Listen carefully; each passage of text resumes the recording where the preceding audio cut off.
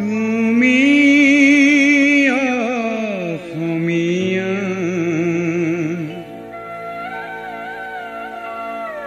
তুমিনো বুজিলা তোমাৰে অতীতৰ অমিয়া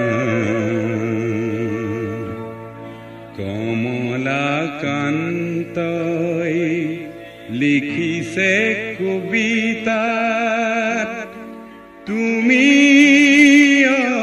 অসমীয়া তুমিনো বুজিলা তোমাৰে অতীতৰ অমিয়া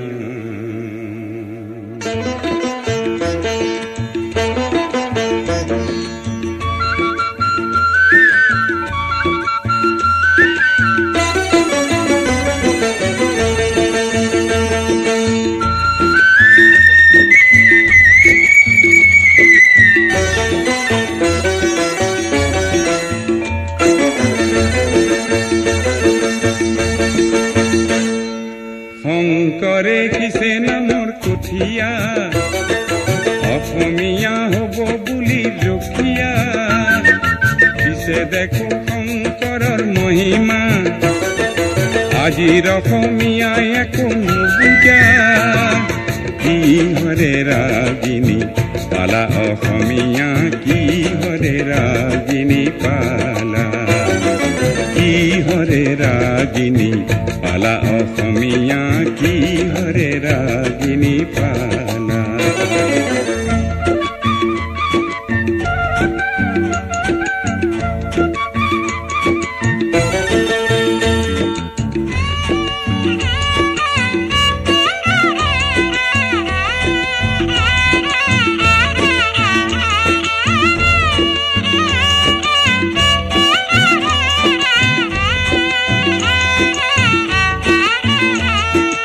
অতীতৰ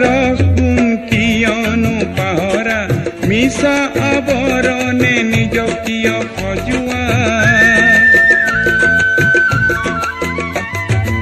অতীতৰ গুণ কিয়নো পাহৰা মিছা আৱৰণে নিজক কিয় সজোৱা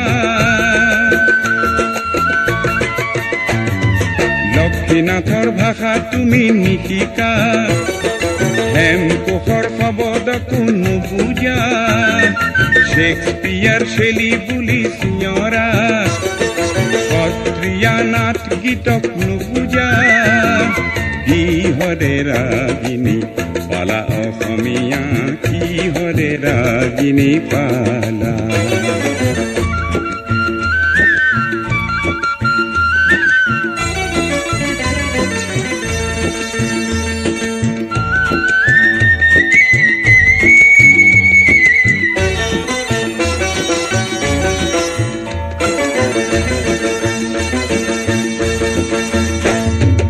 অসমীয়া বুলি গৌৰৱী নহবা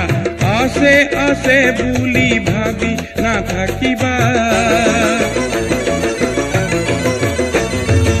আজি যদি তুমি নিজকে নিচিনা পুৰণি পুৰুষৰ গৰিমাক পাহৰা অহাকালি নিজকে হেৰুৱাবা অসমীয়া হবা তুমি নিচলা অহাকালি নিজকে হেৰুৱাবা অসমীয়া হবা তুমি নিচলা